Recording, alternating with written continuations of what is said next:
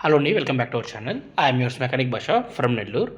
ఈరోజు మా వర్క్షాప్లో మేము బజాజ్ పల్సర్ 150 వెహికల్కి కంప్లీట్లీ ఇంజిన్ అంతా కూడా డౌన్ చేసి రిపేర్ అయితే చేయబోతున్నాము. అండ్ ఒక చిన్న మిస్టేక్ ఫుల్ ఇంజిన్ అనేది ఓపెన్ చేయడానికి రీజన్ అయితే అయిందనమాట. ఆ మిస్టేక్ ఏంటో నేను వీడియోలో అయితే చెప్తాను. సో కొత్త వాళ్ళు ఎవరైనా మన వీడియోని చూస్తున్నట్లయితే please subscribe to our channel. అదేవిధంగా వీడియోని లైక్ చేసి షేర్ అయితే చేయండి. మీకు మంచి బైక్కి సంబంధించిన ఇన్ఫో అయితే దొరుకుతుంది. అండ్ పల్సర్ బైక్ యూస్ చేసే ప్రతి ఒక్క వ్యూవర్ కూడా ఈ వీడియోని ఎండ్ వరకు చూడండి అని చెప్పేసి రిక్వెస్ట్ చేస్తున్నాను. ఎందుకంటే ఖచ్చితంగా మీకు కూడా పల్సర్ బైక్ ఉంటే మాత్రము ఇప్పుడు నేను ఇచ్చే ఇన్ఫో మాత్రం డెఫినెట్లీ పనికొస్తుంది. ఓకేనా, ఇంకా మనం వీడియోలోకి అయితే వెళ్దాము. అండ్ ఈ బైక్ మోడల్ వచ్చేసి 2016 లేకపోతే 2015 అయితే ఉంటుందన్నమాట. BS4 engine. అండ్ ఇప్పుడు దీనికి మనము ఇంజన్ డిస్మాంటిల్ వర్క్ అంతే చేస్తున్నాము. అండ్ బైక్ మెయింటెనెన్స్ విషయానికి వస్తే మీరు వీడియోలో గమనించవచ్చు, కంప్లీట్లీ చైన్ అనేది ఏ విధంగా డ్రై అయిపోయిందో. అండ్ చైన్ మెయింటెనెన్స్ లేదు. అదేవిధంగా హెడ్ దగ్గర చూడండి, ఆయిల్ అనేది ఎలా పడితే అలాగ బయటికి కొట్టేస్తుంది. అండ్ దాంతోపాటు డస్ట్ కూడా ఫామ్ అయిపోయింది. అండ్ బోర్డులు కూడా విప్పేటప్పుడు చాలా కష్టంగా విప్పాల్సి వస్తుంది అనమాట, అంత టైట్గా అయితే ఉన్నాయి. సో ఇప్పుడు దీన్ని మనము కంప్లీట్లీ ఇంజన్ డౌన్ చేయడానికి మెయిన్ రీజను చెప్తానని చెప్పాను కదా, అది దీనికి సంబంధించిన క్లచ్ ప్లేట్స్ అనేవి కంప్లీట్లీ అవుట్ అయిపోయాయి అనమాట. అండ్ ఒకసారి మీకు దీంట్లో ఉండి ఇంజిన్ ఆయిల్ కూడా చూపిస్తాను చూడండి. అండ్ ఎంత బ్లాక్గా ఉందో. ఆయిల్ మాత్రము ఈ విధంగా బ్లాక్ ఉందంటే మాత్రం ఖచ్చితంగా బైక్ ఇంజిన్ అనేది ప్రాబ్లంలో ఉన్నట్టే 100%. ఆయిల్ అనేది ఈ రకమైన కలర్లోకి రాకూడదు, వచ్చేంత వరకు బండిని యూజ్ చేయకూడదు. ఖచ్చితంగా ఇంజిన్ ఆయిల్ అనేది 2000 నుంచి 3000 కిలోమీటర్ మధ్యలో రెగ్యులర్ ఇంటర్వెల్స్లో చెక్ చేసుకుంటూ చేంజ్ అయితే చేసుకోవాలి. అండ్ దీనికి క్లచ్ ప్లేట్స్ మెయిన్గా మనం ఇక్కడ చెప్పుకోవాల్సిన వీడియోలో చెప్పుకోదగ్గ పాయింట్. దీనికి సంబంధించిన క్లచ్ ప్లేట్స్ బజాజ్ కంపెనీకి సంబంధించిన క్లచ్ ప్లేట్స్ యూజ్ చేయలేదు. కంప్లీట్లీ రీకో అనే కంపెనీకి సంబంధించిన క్లచ్ ప్లేట్స్ ఈ బైక్కి యూజ్ చేశారు. And that local clutch plates అనమాట. అండ్ దీనివల్ల ఇంజన్ అనేది ఓవర్ హీట్ అవుతూ ఉంది. చూపిస్తాను చూడండి. ఈ కేసు చూడండి, అసలు కంప్లీట్లీ బ్లాక్ అయిపోయింది. ఆయిల్ మాడిపోయింది అనమాట లోపల. దానివల్ల ఇంజన్ అంతా కూడా బ్లాక్ అయిపోయింది లోపల. సో ఈ క్లచ్ ప్లేట్స్ కూడా కంప్లీట్లీ అవుట్ అయిపోయాయి అనమాట. అండ్ క్లచ్ ప్లేట్స్ పోయాయని చెప్పేసి మనకు ఎలా తెలుస్తుంది? మనం చూడండి, బైక్ యూస్ చేసేటప్పుడు యాక్సిలరేషన్ అనేది ఇచ్చినప్పుడు బండి అనేది ఎక్కువగా సౌండ్ చేస్తుంది, కానీ పికప్ అనేది అంతగా ఉండదు. మనం వెళ్ళే స్పీడ్ కూడా చాలా తక్కువగా ఉంటుంది యాక్సిలరేషన్ ఇంత ఇచ్చినా కానీ. సో దానికి అర్థం మాత్రం ఖచ్చితంగా క్లచ్ ప్లేట్స్ పోయాయని చెప్పేసి దాని అర్థము. దాన్ని కానీ మనము ఎర్లీ స్టేజ్లో గమనించుకొని దాన్ని కానీ కరెక్ట్ చేసుకోకపోతే ఖచ్చితంగా బైక్లో ఇంజిన్ ఆయిల్ ఫస్ట్ మాడిపోతుంది. అదే ఇంజిన్ ఆయిల్ బైక్ అంతా కూడా సప్లై అవుతుంది. అలా సప్లై అవ్వడం వల్ల మీ బైక్లో ఉండే ఇంజిన్ పార్ట్స్ అన్నీ కూడా డ్యామేజ్ అవుతాయి.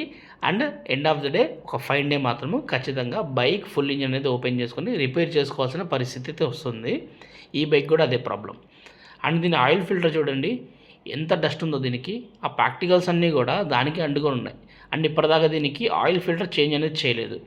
ఇంజిన్ ఆయిల్ ఫిల్టర్ చేంజ్ అయిపోతే ఏమవుతుంది? ఇంజిన్ ఆయిల్ లోపల ఉండే డస్ట్ అంతా కూడా అక్కడ పెరిగిపోతుంది. ఆయిల్ సప్లై అనేది కరెక్ట్గా జరగకపోతే ఆబ్వియస్లీ ఇంజిన్ ఆయిల్ లేక ఇంజిన్ పార్ట్స్ అన్నీ కూడా డ్యామేజ్ అయిపోతాయి. సో అన్ని ప్రాబ్లమ్స్ అనేవి ఈ బైక్కి అలానే వచ్చేసాయి. ఇప్పుడైతే మనము ఈ బైక్కి సంబంధించిన ఇంజిన్ అనేది కిందికి అయితే దించేసాము. అండ్ ఫుల్ ఇంజిన్ అనేది ఇప్పుడు ఇక్కడ ఓపెన్ అయితే చేసేసుకుందాము. అండ్ ఈ కస్టమర్ గురించి చెప్పుకోవాలి. ఈ కస్టమర్ కూడా మన వీడియోస్ చూసేసి ఆయన బైక్ అయితే మన వర్క్షాప్కి అయితే తీసుకొచ్చారు. అండ్ కస్టమరు చాలా ఓపిక్గా కూర్చున్నారనమాట ఓపెన్ చేసేంత వరకు కూడా. చాలా చక్కగా కస్టమర్ కూడా ఏ పార్ట్ ఎందుకు పోయిందని చెప్పేసి చాలా జాగ్రత్తగా తెలుసుకున్నారు. అండ్ ప్రాపర్గా నెక్స్ట్ రిపేర్ చేసిన తర్వాత ఎలాంటి మిస్టేక్స్ చేయకూడదు అన్న దాని గురించి కూడా డాడీ దగ్గర నుంచి ఫుల్ సజెషన్స్ అయితే తీసుకుంటూ ఉన్నారనమాట. అండ్ చూడండి, మనకి హెడ్ కవర్ అనేది టాప్ కవర్ ఓపెన్ చేసాము. అండ్ దీనికి క్యామ్ షాఫ్ట్ కూడా పోయింది, టైమింగ్ చైన్ పోయింది, వాల్స్ కూడా సౌండ్ వస్తున్నాయి. అండ్ బోర్ అయితే కంప్లీట్లీ అవుట్ అయిపోయింది అనుకోండి. బోర్ అయితే దీనికి కొత్తది వేసేయాలి. అండ్ నేను సజెస్ట్ చేసేది బోర్ వరకు మాత్రము కొత్త బోర్ వేసుకోండి అని చెప్పేసి ప్రతి ఒక్కరికి చెప్తుంటాను. ఎందుకంటే కొత్త బోర్ వేస్తేనే చాలా నీట్గా బండి అనేది సెట్ అవుతుంది. ఇన్ కేస్ బడ్జెట్ తక్కువ ఉందంటే మాత్రము అప్పుడు రీబోర్ చేయించుకోండి అంటాను. దట్టు స్టాండర్డ్ బోర్ అయి ఉండాలి. మీరు వేసుకునే పిస్టన్ కూడా 2.5 అంటే 0.25 పిస్టన్ మాత్రమే వేసుకోవాలి. అలాంటప్పుడు మాత్రమే బైక్ ఇంజన్ చేసుకుంటే బోర్ చేసుకుంటే సుమారుగా ఉంటుంది. కొత్త బోర్ వేసుకుంటే అసలు మీకు ప్రాబ్లమే లేదు. రీబోర్ చేసుకోవాలనుకుంటే మాత్రం స్టాండర్డ్ బోరు 0.25 పిస్టన్తో వేసుకుంటే ఇట్స్ ఎనఫ్. దానికంటే ఎక్కువ ఉంటే మాత్రం అసలు బోర్ అనేది చేయించొద్దు, కొత్త బోర్కి వెళ్ళండి. ఓకేనా. ఇప్పుడు దీనికైతే మనం వేయబోయేది కొత్త బోర్ మాత్రమే వేస్తున్నాము. మోస్ట్లీ నా దగ్గరకు వచ్చే ప్రతి కస్టమర్కి కూడా రెండు కూడా డిఫరెన్సియేషన్ చెప్తాను. కొత్త బోర్కి ఎంత అవుతుంది, పాత బోర్కి ఎంత అవుతుందని చెప్పేసి. అండ్ ఇన్ కేసు 2-3,000 డిఫరెన్స్ ఉన్నా లేకపోతే 5,000 డిఫరెన్స్ ఉన్నా కానీ కస్టమర్ని నేను ఖచ్చితంగా కొత్త బోర్ని ఆఫ్ చేసుకోమని చెప్తాను. ఓకేనా. సో ఇప్పుడు దీనికైతే మనము ఇంజన్ ఓపెన్ చేస్తున్నాం చూడండి. అండ్ దీనికి క్రాంక్లో కూడా ప్లే ఉంది. అండ్ క్రాంక్ షాఫ్ట్ కూడా ఓపెన్ చేసేసుకొని దాన్ని కూడా రిపేర్ చేయించాలి. క్రాంక్ షాఫ్ట్ ఉండే బేరింగ్స్ చేంజ్ చేసేయాలి. అదేవిధంగా కనెక్టింగ్ రాడ్ కూడా చేంజ్ చేసేయాలి. ఓకే, మనకి ఏదైతే గేర్ వీల్స్ ఉన్నాయో పర్లేదు, సుమారుగా ఉన్నాయి. సో అంత అర్జెంటుగా మార్చాల్సిన అవసరం లేదు, మంచిగానే ఉన్నాయి. సో ఇప్పుడు చూడండి, దీనికి మనము ఇంజన్ అంతా లోపల ఎలా బ్లాక్ అయిపోయింది. యాక్చువల్లీ అసలు ఇలా ఉండదన్నమాట. ఇంజన్ లోపల ఇంజన్ ఫ్రెష్గా ఉందంటే మాత్రము చాలా ఫ్రెష్గా ఉంటుంది చాంబర్స్ లోపల కూడా. అండ్ ఇక్కడ oil problem and clutch plates problem, ఈ రెండు ప్రాబ్లమ్స్ వల్ల బైక్కి ఫర్దర్గా కొత్త ప్రాబ్లమ్స్ వచ్చేసి కంప్లీట్లీ ఈ విధంగా ఇంజన్ ఓపెన్ చేయాల్సినంత దూరం తీసుకెళ్ళింది అనమాట. అండ్ డాడీ అయితే ఇప్పుడు దీనికి గేర్ వీల్స్ అన్నీ కూడా చెక్ చేసుకుంటున్నారు.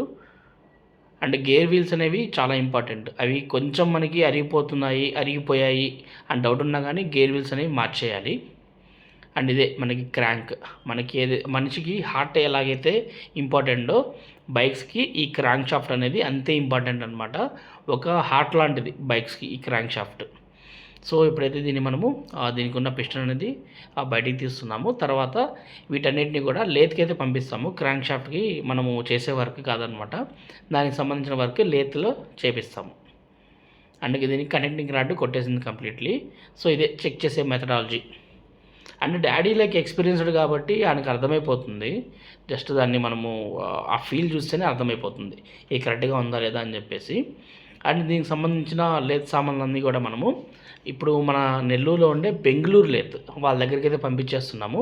అండ్ దీనికి స్లీవ్ ఒకటి వేయాలి, స్లిప్ అయిపోయింది అనమాట. చూడండి, డాడీ చూపిస్తున్నారు స్లీవ్ ఎక్కడ వేయాలో. సో ఇవన్నీ కూడా జాగ్రత్తగా ప్యాక్ చేసేసి లేత్కి అయితే పంపించేస్తున్నాము. రిమైనింగ్ బాడీ వర్క్ ఏదైతే ఉందో ఆ బాడీ వర్క్ అనేది చేసుకోవడానికి బైక్ అయితే రెడీ చేసుకుంటున్నాం ఇప్పుడు. దీనికి వెనకాల ఉండే ఏదైతే ఎయిర్ ఫిల్టర్ ఉంది చూసారా, ఇది కంప్లీట్లీ మెయింటెనెన్స్ జీరో. అండ్ అది ముక్కలు అయిపోయి లోపల పడిపోయింది. సో దీని అంతా కూడా నీట్గా బయటికి తీసి క్లీన్ అయితే చేసుకోవాలి. అండ్ ఎయిర్ ఫిల్టర్ విషయానికి వస్తే ప్రతి 12,000 కిలోమీటర్కి ఒకసారి ఖచ్చితంగా క్లీన్ కాదు అసలు కొత్తది వేసేయాలి. సో ఇప్పుడు మనం దీనికి సంబంధించిన స్పేర్ పార్ట్స్ అన్నీ కూడా తీసుకొచ్చేసాము. అండ్ ఇంజన్ వర్క్ అనేది ఆల్మోస్ట్ డాడీ స్టార్ట్ చేసేసారు. అండ్ లేత్ నుంచి సంబంధించిన సామాను కూడా బయటికి మనకి వచ్చేసాయి. అండ్ ఇంజిన్ ఆయిల్ ఓపెన్ చేసేసి ఈ గేర్ వీల్స్కి వాటన్నిటికి కూడా పెట్రోల్లో వాష్ చేసాం. యాక్చువల్లీ ఇదంతా కూడా చాంబర్స్, కానీ ఆ బ్లాక్ అనేది ఇంక కలర్ పోదు, ఇంకా దాన్ని ఏం చేయలేము. సో అందువల్ల దాన్నే పెట్రోల్తో నీట్గా క్లీన్ చేసేసుకొని సెట్ అయితే చేస్తున్నాము. అండ్ క్రాంక్ చూసారు కదా, కరెక్ట్గా ఫిట్ అయిపోయింది చాలా జాగ్రత్తగా. అండ్ ఇప్పుడు దీనికి క్రాంక్ ఫిట్ చేసాము, గేర్ వీల్స్ ఫిట్ చేసాము. అండ్ చాంబర్ అయితే క్లోజ్ చేసేయాలి ఇప్పుడు.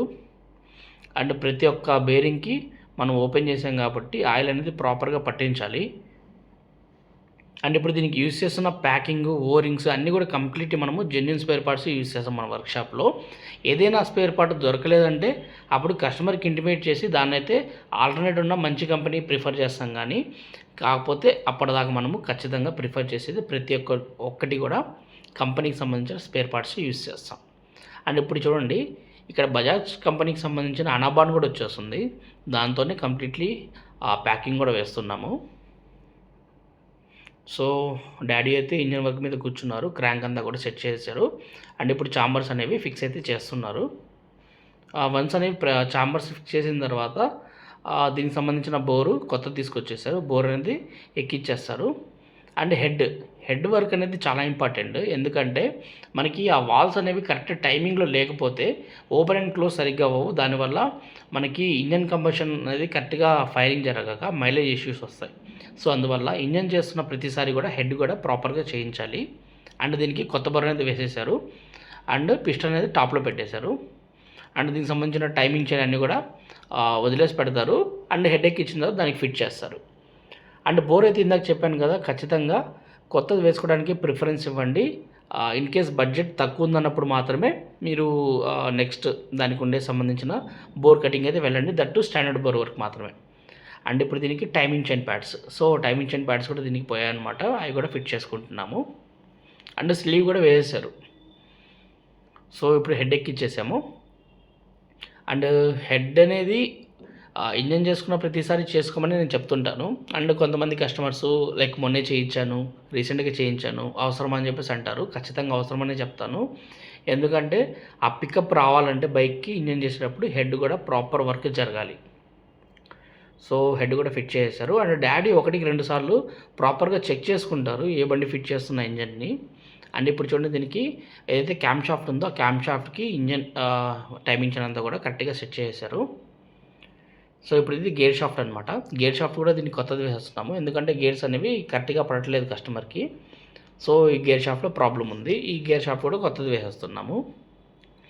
అండ్ మన దగ్గర యూజ్ చేసే ప్రతి ఒక్క ఐటెం కూడా కంపెనీ ఐటమే అండి.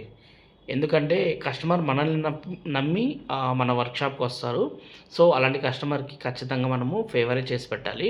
అండ్ నేను కోరుకునేది ఒకటే, ఒక కస్టమర్ మన దగ్గర బైక్ ఇంజిన్ అనేది రిపేర్ చేయించుకున్నారంటే మళ్ళీ ఆయన ఒక 1,00,000 కిలోమీటర్స్ ఆ బండి మీద నమ్మకంగా తిరగాలి. ఏదైనా చిన్న చిన్న మెయింటెనెన్స్ వర్క్లు లేకపోతే చిన్న చిన్న రిపేర్స్ అనేవి వస్తూ ఉంటాయి, కానీ ఇంజిన్ వర్క్ మాత్రము అంత త్వరగా రాకూడదు. అండ్ అదే నా పాలసీ. సో ఇప్పుడైతే ఈ బైక్కి ఇంజన్ అనేది ఫిట్ చేసేసాము. అండ్ బైక్కి చాసెస్ కూడా ఎక్కించేసామన్నమాట. అండ్ ఇంజన్ బెడ్ బోల్స్ అన్నీ కూడా టైట్ చేసుకుంటాం తర్వాత ఒకదాని తర్వాత ఒకటి.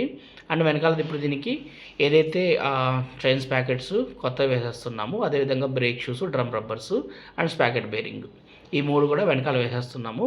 అండ్ షాక్ అబ్జర్వర్స్, ఈ షాక్ అబ్జర్వర్స్ ఏవైతే ఉన్నాయో కస్టమర్కి మనము కొత్తవి వేసుకోమని చెప్పాము, కాకపోతే బడ్జెట్ ఇష్యూస్ వల్ల షాక్ అబ్జర్వర్ని రీకండిషన్ చేయించుకున్నారు. కానీ నేను చెప్పేది షాక్ అబ్జర్వర్స్ రీకండిషన్ అనేది not preferable actually. In case మీరు రీకండిషన్ చేయించినా కానీ హార్డ్లీ అది ఒక 6 మంత్స్ లేకపోతే 8 మంత్స్. ఇంకా మీరు భారీగా తిరిగారనుకోండి, కొంచెం బరువు ఎక్కువ ఉంటే మాత్రం 3 మంత్స్ కంటే ఎక్కువ రాదు. అందువల్ల కంపెనీ షాక్ అబ్జర్వర్స్ కొత్త వేసుకోవడమే చాలా ఉత్తమమైన పని. ఓకేనా? సో ఇప్పుడు దీనికి మనకి ఏదైతే గేర్ రాడ్ ఉంది కదా, గేర్ రాడ్ వేసేసాము. గేర్ షిఫ్టర్ కూడా వేసేసాము కొత్తది. అండ్ దీనికి ఏదైతే మన left side right side foot రెస్ట్లు ఉన్నాయో అవి కూడా కొత్తవి పడిపోవాలి. ఇదిగోండి కొత్త బోరు చేపించేసాము, హెడ్ చేపించేసాము, ఇంజన్ అంతా ఫిట్ చేసాము. కొంచెం కొంచెం ఆయిలీగా ఉంటుంది. వన్స్ బైక్ అంతా రెడీ అయిపోయిన తర్వాత ఈ ప్యానెల్స్ ఇలానే ఓపెన్ చేసి పెడతాం కదా, అలానే వాటర్ వాష్ చేపిస్తాము. ఎందుకంటే ఈ డస్ట్ అంతా కూడా వెళ్ళిపోవాలి. మనకి ఏదైతే ఎయిర్ ఫిల్టర్ బాక్స్ మీద కనిపిస్తుందో, అదేవిధంగా బాడీ మీద కనిపిస్తున్న డస్ట్ ఉందో ఆ డస్ట్ అంతా కూడా వెళ్ళాలంటే ఇలానే తీసుకెళ్ళి వాటర్ వాష్ చేయిస్తాము.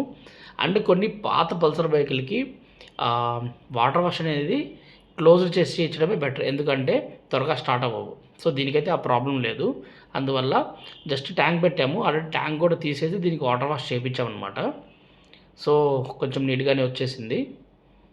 నెక్స్ట్ ఇక్కడ నుంచి మళ్ళీ ఎయిర్ అనేది పట్టాలి వాటర్ వాష్ చేసిన తర్వాత, ఎందుకంటే అంతా కూడా వాటర్ అయిపోతుంది కాబట్టి ప్లగ్స్ దగ్గర, అదేవిధంగా స్విచెస్ దగ్గర, కాయిల్స్ దగ్గర మనకి ప్రాపర్గా ఎయిర్ అయితే పట్టాలి. సో యాక్చువల్లీ ఇది వాటర్ వాష్కి ముందర అనమాట, తీసుకెళ్ళే ముందర. తర్వాత వచ్చేసింది ఇది. డాడీ అయితే ట్రయల్ చెక్ చేస్తున్నారు. Once water wash trial checkup అంతా కూడా అయిపోయిన తర్వాత బండి రెడీ అయిన లుక్ అయితే చూపిస్తాను చూడండి. సో ఫుల్లీ బండి అయితే రెడీ అయిపోయింది. సో ఇదండి మన వర్క్షాప్లో ఈ బజాజ్ పల్సర్ 150 జరిగిన కంప్లీట్ వర్క్. ఇంజిన్ ఆయిల్ మాత్రము టైం టు టైం మార్చండి, క్లచ్ ప్లేట్స్ జెన్యూన్ మాత్రమే యూజ్ చేయండి, and company genuine spare parts మాత్రమే ఇంజిన్ వర్క్కి వాడండి. సో బైక్ అనేది లాంగ్ రన్లో మంచి లైఫ్ ఇస్తుంది. And thank you for watching this video. Signing off.